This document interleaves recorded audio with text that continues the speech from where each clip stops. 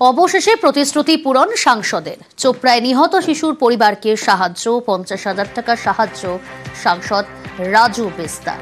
আরো ডিটেইল জানাবে চঞ্চল, রয়েছে প্রতিনিধি চঞ্চল।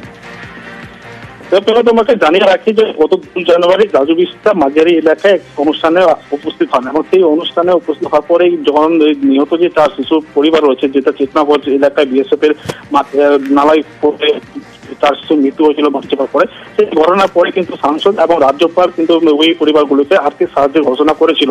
এরপরে মাঝারি এলাকায় গত 2 জানুয়ারি সাংসদ রাজু বিস্তার যখন আসেন, তখন ওই পরিবারগুলি সেই সমস্যা এবং যে অভিযোগগুলি ছিল এবং রাজ্য সাংসদ এবং রাজ্যপাল যে আর্থিক সাহায্য করার কথা ছিল, সেই কথাগুলো কিন্তু তারা পূরণ করেনি। এই নিয়ে কিন্তু সেদিনকে অভিযোগ তুলেন সাংসদের কাছে নিহত পরিবারের সদস্যরা। এরপরে দেখা গেছে যে আজকে বিজেপির তরফ থেকে যারা কর্মী তারা কিন্তু ওই রাজু বিস্তার যে তহবিল থেকে যে আর্থিক সাহায্য, সেই 50,000 টাকা করে পরিবারগুলোকে হাতে তুলে দেওয়া হয়।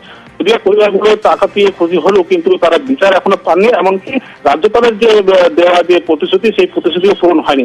আগামী দিনে যাতে ওই পরিবারগুলি বিচার পায় এবং সেই প্রতিশ্রুতি পূরণ হয়, সেই দাবিও তুলেছেন আজকে।